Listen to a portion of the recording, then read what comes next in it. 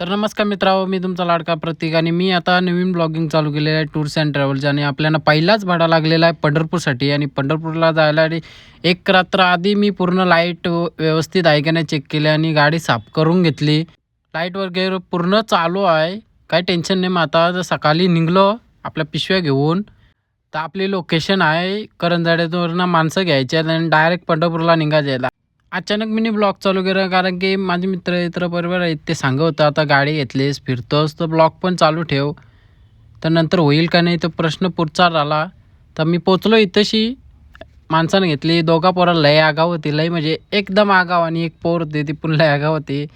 तर आम्ही डायरेक्ट पंढरपूरला जाताना नाश्ता करायला 25 किलोमीटर पाठी थांबलो आणि तिथं पंढरपूरला आलो आणि ते आम्हाला रूमच नव्हती भेटत. तर कंटाळलेलो रूम भेटली आणि नंतर गाडी साफसफाई करायला लावली आणि मग नंतर जाते मार्केट फिरायला गेलो तर पवनचा फोन आला. तर पवनचा व्हिडिओ कॉल घेतला आणि डायरेक्ट